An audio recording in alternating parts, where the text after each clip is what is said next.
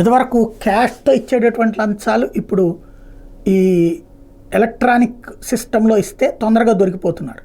అట్లాంటిదే గుజరాత్లో ఓ లంచం కుంభకోణం ఈ బ్యాంకింగ్ సిస్టమ్ వల్ల దొరికిపోయింది.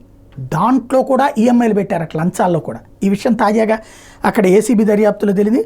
గుజరాత్లో లంచగాళ్ళు కొత్త మార్గాలు ఎదుగుతున్నారు. సొమ్మంతా ఒకేసారి చెల్లించడం బాధితులకు భారంగా మారకుండా కంతుల వారీగా ఈఎంఐల మాదిరి లంచాలు స్వీకరిస్తున్నారు. ఈ విషయాన్ని సాక్షాత్తు గుజరాత్ అవినీతి నిరోధక శాఖ డీజీపీ షంషేర్ సింగ్ ఓ ఆంగ్ల మీడియా సంస్థకు వెల్లడించారు.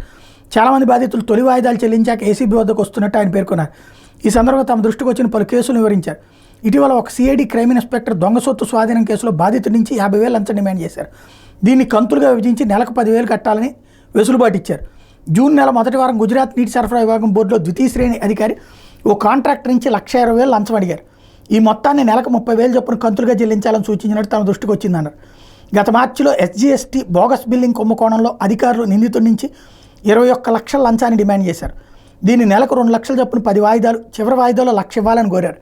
ఏడాది ఏప్రిల్ 4వ తేదీన సూరత్లోని ఒక ఉప సర్పంచ్ తాలూకా మెంబర్ గ్రామంలోని రైతుల నుంచి 85,000 డిమాండ్ చేశారు. గ్రామీణుల ఆర్థిక పరిస్థితి చూసి ఆ మొత్తాన్ని 3 ఈఎంఐలుగా చెల్లించాలని కోరారు. మరో కేసులో 4 సైబర్ పోలీసులు 10 లక్షల లంచాన్ని 4 ఈఎంఐలు అడిగినట్టు ఏసీబీ డీజీపీ ప్రకటించారు.